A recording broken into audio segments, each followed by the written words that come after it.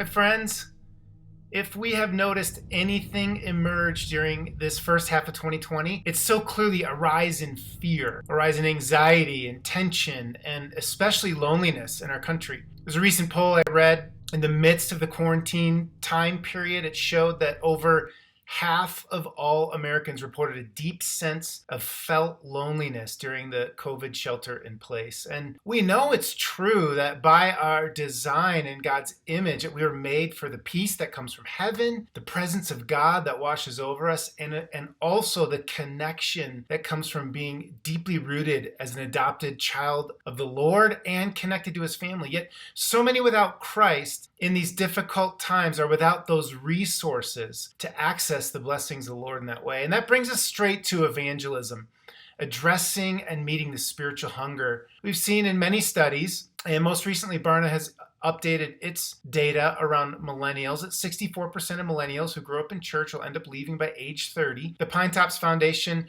reports in their study the great opportunity that by 2050, if this trend doesn't turn around, that accounts for 42 million young people leaving the faith that they were handed off to in their youth. U.S. Census reports that for every new church that opens its doors in a given year, 4 close their doors. We know that church attendance is in decline in every generation. This is a sobering reality, and I'm not trying to give a doomsday report here. The question is, how can we revive evangelism given these trends? And the trends may not be true in your church, but it is true in the capital C church, and so we all shoulder the responsibility for this. What can we learn that millennials are experiencing that might impact how we evangelize today? Because what if the problem isn't this lacking passion for Jesus? What if it's that our methodology for evangelism in this recent decade has stayed static, and yet culture has transformed dynamically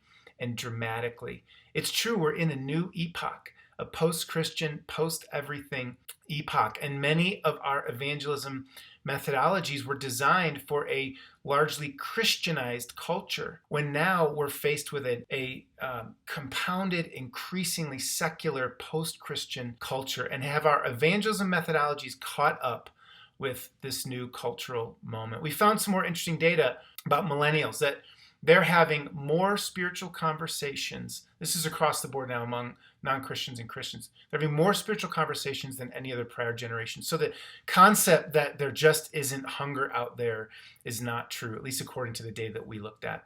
And increasingly, we see that loneliness data, that need for belonging has been amplified in this recent time. We found that millennial Christians report having more non-Christian friends than boomers, Xers, and elders, and than any other prior generation. They're more connected outside the church. And this was very interesting to me.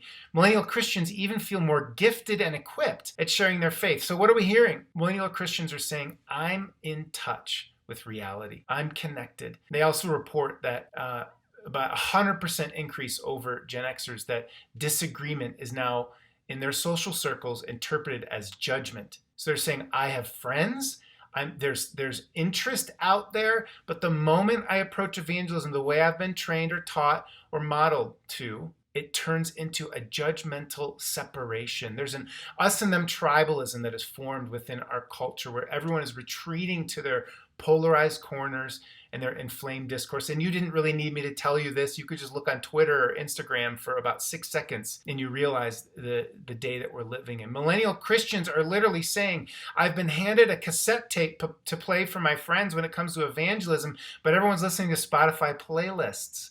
How can we, like the Apostle Paul, who stood at the Athenian Areopagus and said, look, I see a statue to the unknown God, adjust our evangelism approach for the culture to benefit those who listen? This might be how we can mobilize the millennial and the Gen Z generation and reach more effectively into this post-Christian culture that we're facing. And I'm going to share just very practically 2 key shifts that we've discovered through Alpha in how we can share our faith effectively to reach a post-Christian context, to mobilize a skeptical millennial generation when it comes to evangelism and to lead to a fruitful work across the nation. This comes from working with over 6,500 churches around the country, every major denomination. We've sort of seen what works and what doesn't, and we're seeing huge growth in the numbers of people saying yes to Jesus. And many of it is a result for these two primary distinctive shifts. So here's the first shift. A quick study of the Gospels, and you'll find that Jesus asked 307 questions. He was asked 183 questions, but he only directly answers 8 questions. And some scholars argue, they say, no, it was really only 3 questions. Jesus is almost 40 times more likely to ask a question than he was to provide a direct answer. This is a profoundly different type of evangelism than we've built within our American churches, right? I mean, we're question answers. We're trained. Whenever we see a gap in anyone's theology, we pick up the hammer of truth and we start nailing it in like a 2x4 from the outside. And as a pastor for many years, I know that I relied on, and our church's evangelism strategy relied on proclamation. And we invested all kinds of money and effort into that single proclamation event on a Sunday. Get people exploring faith to come and hear and sit in theater-style rows and listen through a one-directional presentation, or now maybe more so digitally. Or we get to that big outreach event, or we train personal evangelists to proclaim. Get people to that place where they're willing to listen. Now, before you click close on this video and call me a heretic, this is a necessary strategy. We must proclaim. Romans 10:14 is as true as it ever was. How can they believe in him if they've never heard about him? And how can they hear about him unless someone tells them? Proclamation alone has been the definitive evangelism strategy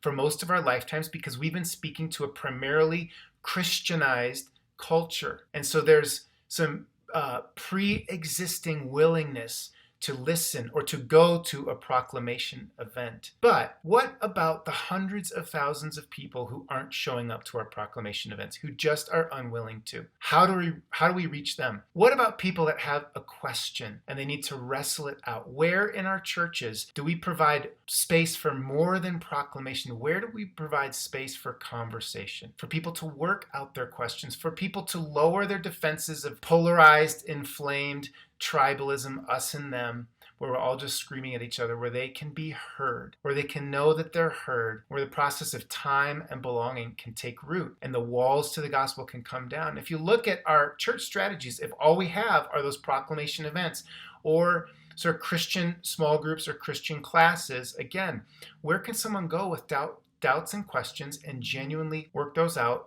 in our strategy? So I don't want to replace proclamation, but what I want to suggest is that we add to our proclamation conversation, both training around conversation when it comes to evangelism training, space for conversation when it comes to our church strategies. This is going back to Jesus' style of evangelism. Have we trained our people to be 40 times more likely to ask another question in conversation rather than to jump to a quick answer in proclamation? Within our strategies, when we're trying to reach to outsiders, have we created 40 times more spaces for people to be heard, to be listened to be drawn out, than for them just to come and hear us say what we think? Now, this is one of the primary distinctive drivers behind the Alpha course. It's a listening-centered course.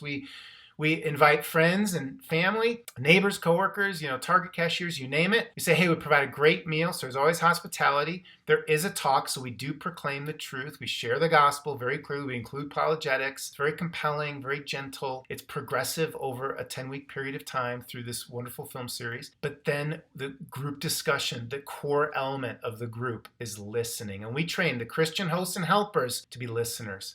Ask 40 times more questions than you provide answer.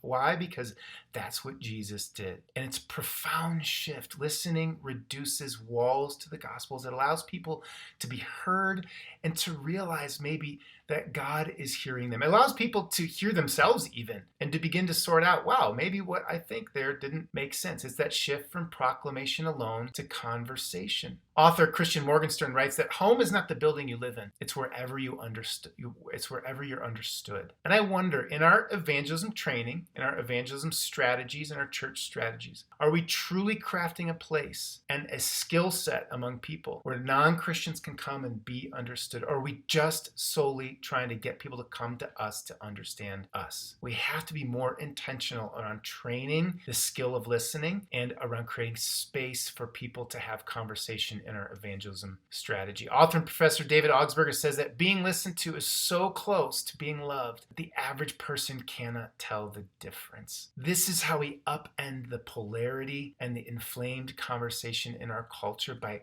listening first. And we found that some incredible statistics that reflect this reality in this Reviving Evangelism study. We found the top quality a spiritually curious non-Christian America is looking for with a person with whom they can talk about faith with is someone that listens without judgment and someone who does not force me to draw a conclusion. This is the Jesus way. However, unfortunately, these non-Christians report that only a minority of the Christians they know actually possess these qualities of listening without judgment and not forcing to draw conclusions. And then on the flip side, it's true as well. They report that the least effective qualities that assist a non-Christian in exploring faith with are Christians who, number one, have all the answers to questions about faith. Number two, are quick to point out inconsistencies in others' perspectives. And number three, are good at debating topics.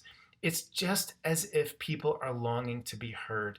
And I've seen this shift in parenting, right? Parenting a 6-year-old is very different than parenting a 12 or a 15-year-old. The amount of space required versus providing just direct answers and leadership. Rather, we draw people out through listening, and our evangelism strategies must create space for conversation. That's shift number one. And here's a second shift, and I'll do this one much more quickly. When I was leading evangelism and outreach efforts in sort of 2 different large megachurch settings, and we're working hard, praying hard, putting on every possible good training and outreach we could, and I just realized sort of the end of the day or in quiet nights, I just felt like we were working and praying for so much more than the results that we were seeing. And I began reading with fresh eyes Romans 1:16, and it was like the floor dropped out from underneath me. It says, the gospel is the power of God for the salvation of those who believe. And when I got honest with myself and I looked at how I was using my time, my energy, what was I emphasizing, it was as if I rewrote subconsciously that verse to say the gospel is the explanation of men for the salvation of those who believe. Just trying to get the explanations right in sermons or evangelism training or the strategy of my church for the salvation of those who believe. But again, the gospel is the power of God for the salvation of those who believe. And I had this moment reminiscent of one John Wimber writes about from 1976 when he sensed the Lord say to him, John, I've seen your ministry. Now it's time for me to show you mine. It's like, that's a Holy Spirit mic drop moment. I just wrestled with the fact, I was so dependent on what I could do, what I could explain, or how I could equip others to explain the gospel. It was as if I had turned salvation into a cerebral exchange of information rather than a spiritual encounter with the living God. And then wondering why I wasn't seeing kingdom fruit in lasting measure. And this, again, is another distinctive of Alpha and many other evangelism efforts where we say Alpha, honestly, is just a container. It's a process to create time and space, gradually to create belonging and listening, to lower the barriers and the walls against the gospel through relationship and trust, ultimately where we can get people to that point where we can say, listen, you might not already know or understand all the details of this truth, but if God is real, he's going to show up. Let's try and pray. We introduce people not just to an explanation, but to an experience of God's presence. Have we, in our evangelism training or our strategies, stripped out some of the sacred and the spiritual, the mysterious encounter of the living God who loves us for the sake of soul, logic and reason and explanation? Again, it's not a replacement of explanation. It's additive to our explanations. We need to provide an encounter, an experience of the power of Christ. This came through loud and clear in our Reviving Evangelism study with Barna. One of the top qualities non-Christians report would cause them to be more open to faith is if, as they say, I had an eye-opening spiritual experience myself. People are hungry for so much more than doctrine. They're hungry so much more than just the facts. Now, the facts and the doctrine are essential, but they're hungry for ultimately that relationship with Christ, the intimacy that comes from knowing him and experiencing him. And I can't count the number of times that people have been stuck in that place of how could a good God allow suffering in this world? How could God allow a pandemic or someone to take their own life because of mental illness? And a quick explanation, will shut that down. Listening draws people out, and ultimately it's an introduction to the Spirit of the Lord. It reminds me of a friend, a police officer in Colorado, who stepped in as a first responder to one of the national newsworthy mass shootings, and came to Alpha, was invited, was quiet for the first few weeks. Finally, after a while, said, "Listen, I know what you guys are doing. You're wondering, is there a good and loving God? Well, when you've gone through what I've gone through, literally holding people after they've been gunned down, forget it. There's no loving God." And he was a good cop. He came on we have this sort of prayer Alpha weekend where we introduce people to the gospel and to this experience moment where they can just open up to the Lord. And we don't create an emotionally manipulative moment. We just say, hey, if God's real, just say, God, show up. And so he sat there for a minute or two and just tried to pray. And nothing happened at first. And then over time, he started weeping, and gently people came around him and just pray, God, more of you. We invite you, Holy Spirit, Jesus, show yourself. Very simple stuff. And after a while, Jason stopped and he just said, whoa, I have no idea what just happened. It's like concrete shattered off my heart. And I don't know, love poured in. And they said, I love Jesus. He had the explanation, but he had that experience of the Lord. We have to invite people. We have to train our evangelists to take that risk of inviting someone to pray even before they have it all figured out, to experience the presence of God, of so many more experiences of the Lord. Matt, who said yes to Jesus, he said that his lungs felt like he opened up for the very first time he could breathe. And I just thought, that is incredible. The power of experiencing both the presence of the Lord and the explanation of the truth of the Lord. So we have to shift from proclamation alone to proclamation and conversation, from explanation alone to explanation and experience, if we want to mobilize millennials for effectively sharing their faith and reach in a new post-Christian context. And we're seeing these shifts begin to take root and create an effective, fruitful movement of evangelism.